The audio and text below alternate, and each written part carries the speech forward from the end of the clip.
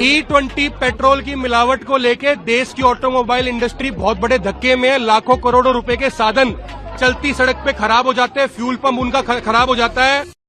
जून 2026 सरकार ने दावा किया एथेनॉल की वजह से भारत ने लगभग 2 लाख करोड़ बचाए। लेकिन पेट्रोल पंप पर खड़ा आदमी एक ही सवाल पूछ रहा था, मेरी गाड़ी का माइलेज आखिर कम क्यों हो गया। ये पहले 15 की एवरेज निकालती थी, अब 10 की निकाल ली है। लीटर पे 2 से 2.5 किलोमीटर कम आता है। नहीं तो पेट्रोल में आप क्या चाहते हो, मतलब आपके लिए हिसाब से आइडियल सिचुएशन क्या होना चाहिए कि दोनों मिलना चाहिए था? जो चॉइस होनी चाहिए ना।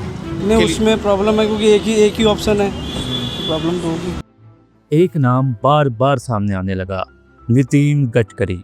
लेकिन इस कहानी का दूसरा सिरा महाराष्ट्र के एक गांव से जुड़ता है जहां पानी के लिए लोग दूसरी शादी करते हैं। आखिर E20 का इस गांव से क्या संबंध है?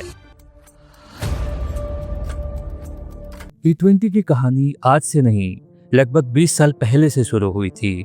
2003 में अटल बिहारी वाजपेयी जी की सरकार ने एथेनॉल ब्लेंडेड पेट्रोल प्रोग्राम शुरू किया। मकसद साफ था, भारत को तेल के लिए दूसरे देशों पर कम निर्भर बनाना, क्योंकि आज भी इंडिया अपनी जरूरत का लगभग 85% क्रूड ऑयल बाहर से मंगाता है। लेकिन ये योजना सालों तक धीरे चली। फिर 2021 में सरकार ने इसकी रफ्तार बढ़ा दी। 2030 का लक्ष्य बदलकर 2025 कर दिया गया और भारत ने E20 का लक्ष्य 5 साल पहले ही पूरा कर लिया। पेपर पर देखो तो ये एक बड़ी कामयाबी थी, लेकिन हर कामयाबी के साथ एक सवाल भी आता है, इस कामयाबी का असली बिल किसने भरा?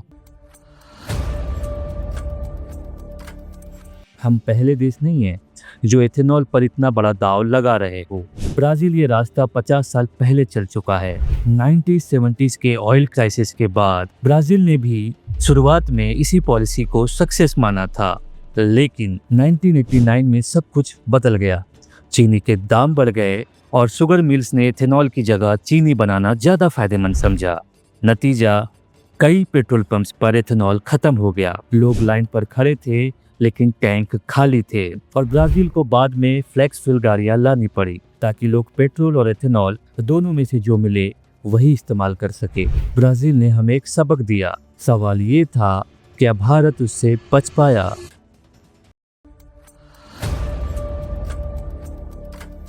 जब E20 को लेकर बहस बढ़ने लगी, एक नाम बार बार सामने आने लगा, नितिन गडकरी। सालों से वो एथेनॉल और फ्लेक्स फ्यूल के सबसे बड़े समर्थकों में रहे हैं। फिर खबरें आई कि उनके परिवार से जुड़े एक एथेनॉल कंपनी का रेवेन्यू सिर्फ 1 साल में 29 गुना बढ़ गया। कंपनी के शेयर भी तेजी से बढ़े। इसके बाद कॉन्फ्लिक्ट ऑफ इंटरेस्ट के सवाल उठने लगे। गडकरी जी ने इन आरोपों को साफ तौर पर खारिज किया। उनका कहना था उनकी कंपनी में हिस्सा बहुत कम है और आज तक कोई ऐसा सबूत सामने नहीं आया जो किसी गैर कानूनी काम को साबित करता हो। लेकिन कहानी सिर्फ यहीं खत्म नहीं हुई। जब कुछ लोगों ने E20 की टेस्टिंग रिपोर्ट्स RTI के जरिए मांगी तो उन्हें गोपनीय बताकर देने से मना कर दिया गया। और यहीं से सवाल सिर्फ गडकरी जी का नहीं रहा, सवाल ये भी बन गया, जब एक पॉलिसी करोड़ों लोगों को प्रभावित करती हो तो उसकी जांच से जुड़ी जानकारी जनता के सामने क्यों नहीं आती?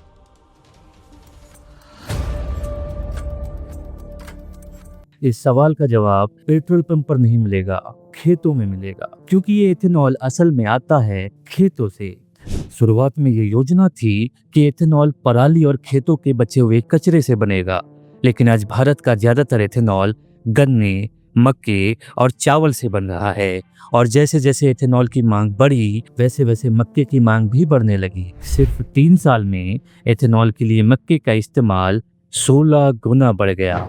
इसका असर बाजार में दिखने लगा। मक्के के दाम बढ़े और जो मक्का कभी थाली तक पहुंचता था, उसका एक बड़ा हिस्सा अब गाड़ी के टैंक तक पहुंच रहा है। फिर बात चावल तक भी पहुंची। जिस अनाज को सरकार गरीबों के लिए खरीदती है, उसका भी एक हिस्सा एथेनॉल बनाने में इस्तेमाल होने लगा। सवाल सीधा है, जब एक ही खेत से गाड़ी भी चले और पेट भी भरे तो पहला हक किसका होगा?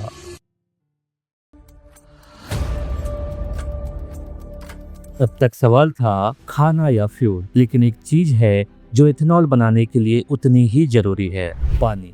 और यहीं से कहानी और गंभीर हो जाती है। सरकार के अपने डेटा के मुताबिक 1 लीटर एथेनॉल बनाने के लिए गन्ने से लगभग 3,500 लीटर पानी चाहिए, मक्के से लगभग 4,500 लीटर और चावल से लगभग 11,000 लीटर, यानी 1 लीटर फ्यूल के पीछे हजारों लीटर पानी।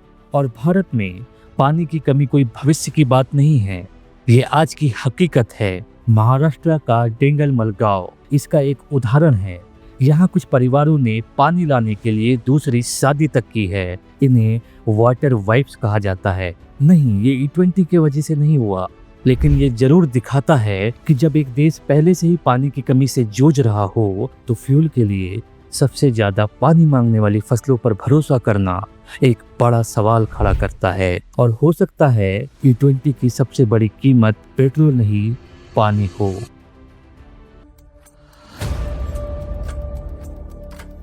तो क्या E20 भारत का सही फैसला था? हो सकता है ना हो, लेकिन एक बात तय है, किसी भी पॉलिसी की सबसे बड़ी ताकत उसका प्रचार नहीं होता, लोगों का भरोसा होता है। और भरोसा तब बनता है जब लोगों को सिर्फ फायदे नहीं, पूरी सच्चाई भी बताई जाए। क्योंकि सवाल सिर्फ E20 का नहीं है, सवाल हर पॉलिसी का है जो सीधा करोड़ों लोगों की जिंदगी बदल देती है और फिर उन्हीं लोगों से उम्मीद की जाती है कि वो बिना सवाल पूछे उसका हिस्सा बन जाए। लोकतंत्र में भरोसा तब मजबूत होता है जब फैसले सिर्फ लोगों के लिए नहीं, लोगों के साथ भी लिए जाएं।